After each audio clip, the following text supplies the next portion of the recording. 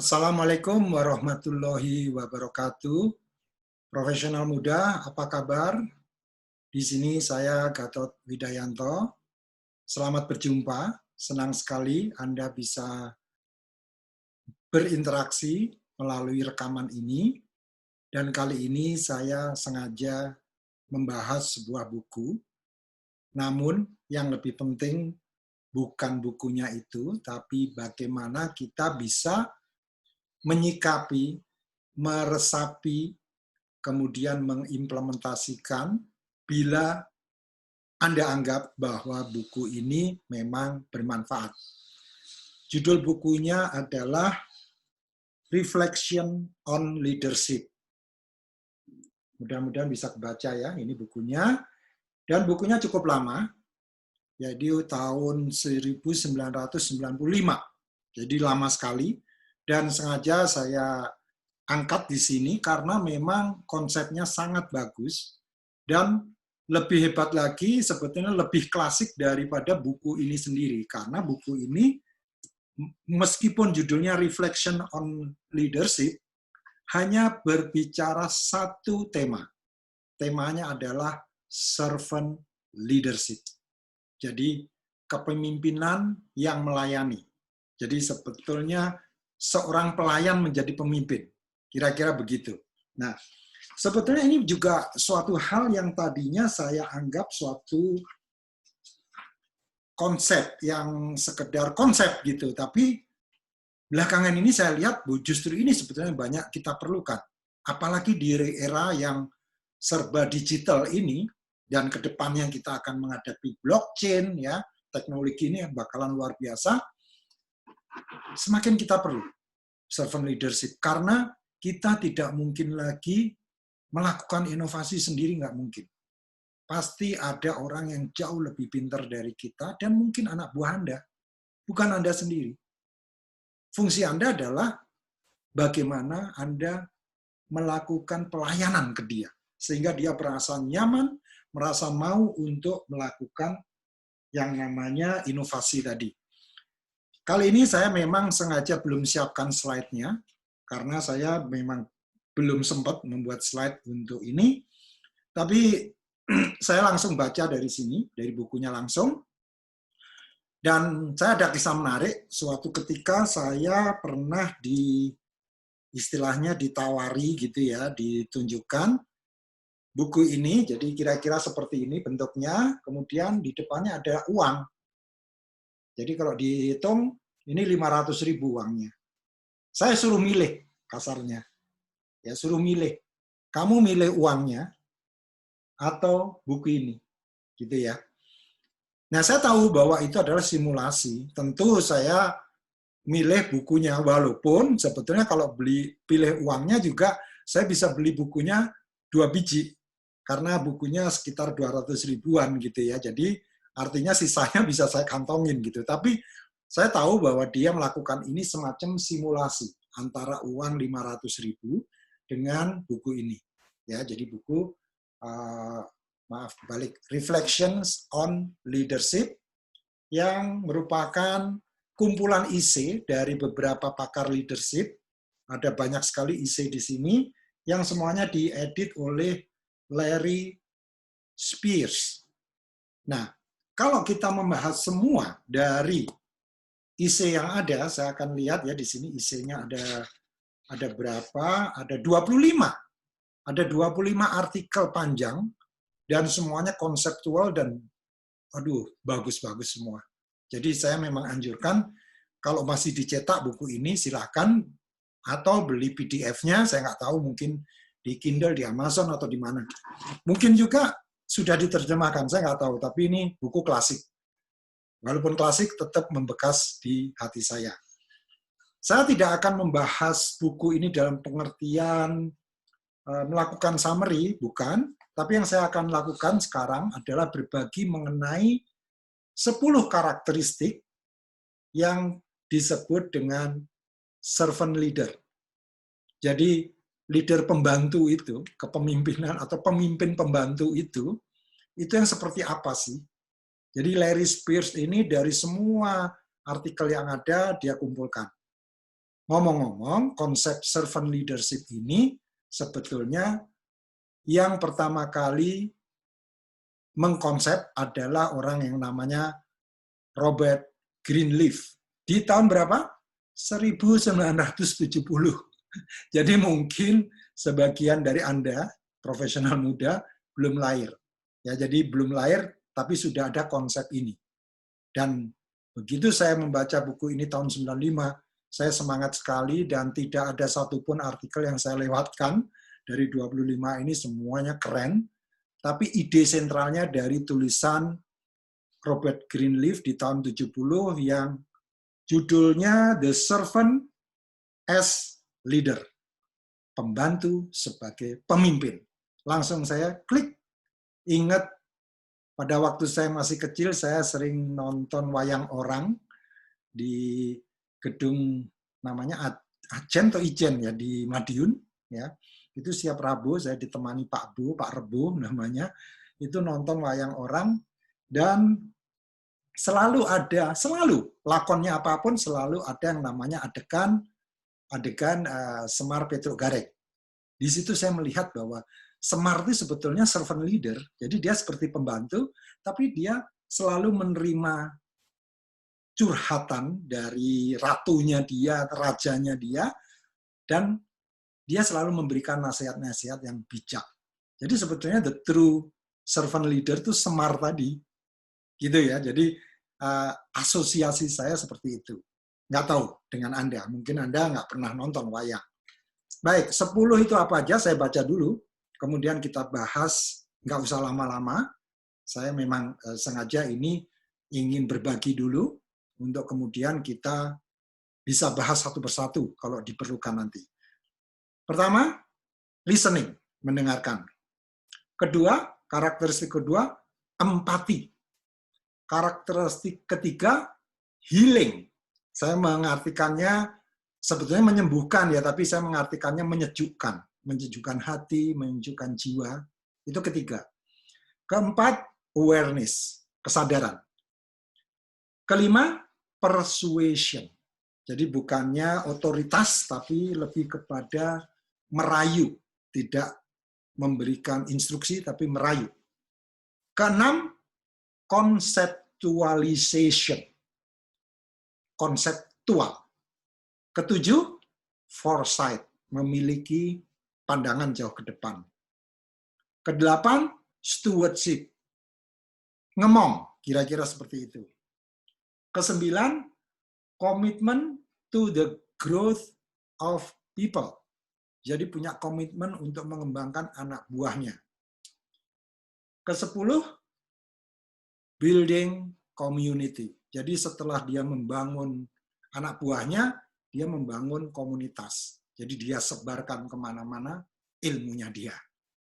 Ya, baik. Pertama, kita akan bahas listening. Saya senang sekali listening menjadi yang pertama, karena itulah karakteristik kepemimpinan yang sekarang ini sangat kita perlukan. Jadi seorang leader seringkali berasumsi bahwa dia yang harus punya ide, sehingga orang yang harus mendengarkan dia, bukannya dia yang mendengarkan. Dia merasa gengsi kalau dia yang mendengarkan. Dia lebih senang memberi instruksi. Karena seringkali saya berbicara sama beberapa orang gitu, apa sih karakteristik good leader itu? Selalu bilang tegas. Nomor satu, ya kan? Sering banget bilang gitu. Harus bisa mengambil keputusan, ya kan? Jarang yang bilang bahwa dia mendengarkan, enggak, jarang banget. Ya, jadi saya senang. Ini nomor satu karakteristiknya listening. Jadi dia lebih banyak mendengar daripada memberi instruksi. Orang kita mungkin nyebutnya, ya leader kok cuma dengerin aja. Kapan ambil keputusannya, ya kan? Yang kedua, empati. Nanti kita punya definisi khusus mengenai empati.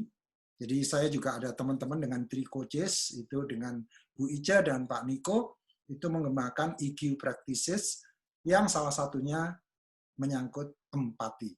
Ya, empati ini bahasa gampangnya adalah bagaimana kita bisa merasakan apa yang dirasakan orang lain.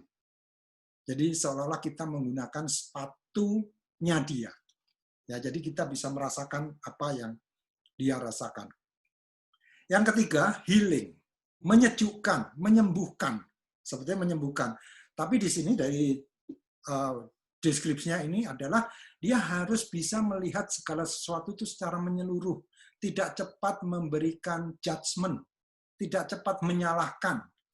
Tapi justru kalau ada anak buah yang sakit, dia bisa menyejukkan anak buah itu, bukannya dia dibenarkan, sama sekali tidak. Si anak buah tadi merasa dirinya salah, tapi tidak merasa terpuruk, karena tetap diberi dorongan bahwa kesalahan itu wajar karena human being, karena manusiawi banget.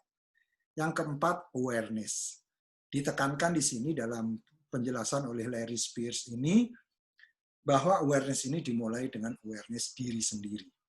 Artinya dia harus bisa melakukan refleksi, saya ini seperti apa saya sudah menjadi pendengar yang baik, apakah saya bisa menyejukkan, dan seterusnya. Baru setelah itu, kesadaran sosial. Tapi dia harus tahu siapa dirinya, sampai di mana batas-batasnya dia untuk bisa melakukan suatu tindakan yang sifatnya bisa menenangkan situasi. Yang kelima, persuasion. Ini jelas ya. Jadi seorang servant leader, seorang pimpinan yang pembantu tadi, ya, karena servant itu kan pembantu, ya, jadi budak seperti itulah ya. Tapi dia jiwanya memang dari konsepnya Robert Greenleaf, sebetulnya yang diperlukan oleh seorang servant leader itu adalah the willingness secara naluri, sudah ada keinginan kuat untuk melayani. Dia yang penting melayani dulu. Bahwa kemudian dia memiliki aspirasi untuk memimpin, itu setelahnya. Tapi awalnya adalah dengan jiwa melayani. Melayani dan melayani. Nah, ini cocok banget untuk teman-teman ASN ya. Birokrat kita yang pengen sekali profesionalismenya dibangun, mampu dan profesional dan melayani. Ya, jadi ini cocok banget untuk public servant, ini wah cocok banget. Jadi memang harusnya kita memiliki servant leadership ini. Kemudian yang keenam, konseptual. Jadi dia walaupun pembantu, Semar, bayangkan Semar. Semar itu jarang ngomong, ya, begitu ngomong nancep gitu ya. Jadi si rajanya tuh langsung jelek gitu ya. Langsung oh iya benar yang dikatakan Semar, karena dia ngomongnya setelah mendengarkan. Jadi setelah berempati, merasakan apa yang dirasakan rajanya dulu. Dia nggak mau ngomong apa-apa dulu, tapi sambil dia mendengarkan, dia mengolah di dalam pikiran, di dalam hatinya, sampai kemudian dia bisa memberikan konsep. Jadi misalnya, oh Tuhan tidak perlu menyerang dulu. Ya, saya lupa dulu plot ceritanya seperti apa. Tuhan perlu membangun kekuatan, tapi sifatnya defensif, tidak menyerang. Ya, karena dia punya konsep. Kalau menyerang dulu berarti nanti kena tuduhan bahwa memulai perang. Ya, misalnya seperti itu. Nah, ini conceptualization ini penting. Jadi jangan dianggap semua pembantu itu nggak punya konsep. Justru mereka punya konsep. Ya, saya punya contoh banyak. Nanti kita bahas di lain kesempatan. Kemudian yang ketujuh, foresight. Ya, jadi dia udah, jadi yang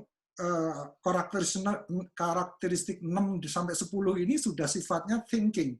Kalau tadi itu masih feeling ya. Jadi ini konsepnya kecerdasan emosi semua nih. Kalau saya lihat mulai dari listening itu semua masih feeling. Begitu sudah masuk conceptualization, yaitu karakteristik ke-6, itu udah thinking. Sampai 10 nanti. Dia harus bisa melihat ke depannya masa depan seperti apa.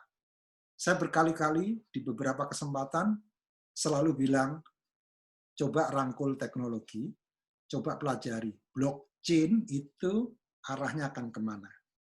Saya nggak tahu, saya juga bukan ahli teknologi, tapi saya melihat blockchain ini akan merubah dunia. Memang saat ini masih banyak negara yang melawan, gitu, nggak mau, karena central bank, bahkan government nggak diperlukan lagi. Mohon maaf, ya. Jadi ini penting sekali. Ya, konsep negara itu bisa blur nanti dengan adanya blockchain ini, karena hubungan antar manusia peer-to-peer itu luar biasa dengan blockchain. Oke, itu di luar topik ini. Yang kedelapan, stewardship. Bahasa Indonesianya saya lebih senang ngomongnya ngemong lah. Jadi dia bisa jadi steward kayak pramugara, pramugari. Ya, jadi dia in a way juga pelayan, ya, tapi in a way juga dia bisa memberikan guidance keselamatan penumpang. Ya, jadi dia benar-benar bisa ngomong, tidak sekedar memberi instruksi. Kamu harus gini, kamu harus gini. Kalau nggak gini, kamu tidak ikut saya keluar, ya, bukan gitu. Jadi dia harus ngomong. Oh gitu. Terus menurut kamu yang lebih baik seperti apa gitu. Jadi tidak, oh jangan gitu. Caranya harus gini gini. Kelihatannya dia kayak leader yang bagus ya. Tapi it's not a servant leader. Dan ini konteksnya adalah servant leader. Kemudian yang ke-9, commitment to the growth of people. Jadi dia komit banget yang namanya timnya dia tuh harus berkembang. Jadi dia merasa bahwa tugas seorang leader adalah menciptakan leader baru. Bukan dia menjadi leader yang terbaik, no. Tapi bagaimana dia bisa menciptakan orang yang lebih baik dari dirinya. Saya ingat sekali waktu masuk di Pricewaterhouse, di interview sama David Robertson, kemudian David Robertson bilang bahwa saya meng-hire orang selalu yang harus lebih pintar dari saya. Dan saya waktu meng-hire orang pun di coach sama si David Robertson ini supaya meng-hire orang yang lebih pintar dari saya. Jadi kalau sama dengan saya, apa artinya saya? Dan kemudian saya harus groom dia supaya dia jauh lebih bagus daripada saya. Jangan sama dengan saya. Jadi harus menciptakan leader baru.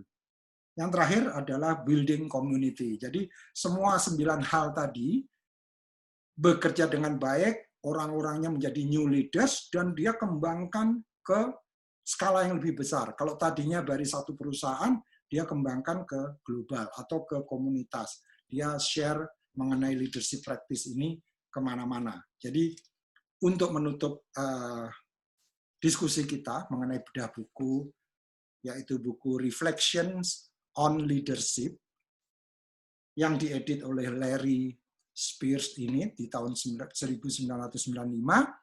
saya ingin menutup bahwa yang namanya konsep leadership menurut Robert Greenleaf sebagai pencetus awal servant as a leader ini, yang dibutuhkan adalah seseorang memiliki jiwa melayani, bukan memimpin, melayani. Setelah dia memiliki jiwa melayani, baru kemudian dia baru bisa memimpin. Dan kita bisa lihat bahwa pemimpin dengan jiwa seperti itu pasti dicintai anak buahnya dan insya Allah langgeng. Demikian, terima kasih profesional muda. Bila ada pertanyaan, nanti kita bahas lebih lanjut, silakan tulis di komen atau kirim message atau apapun ke saya. Terima kasih. Wassalamualaikum warahmatullahi wabarakatuh.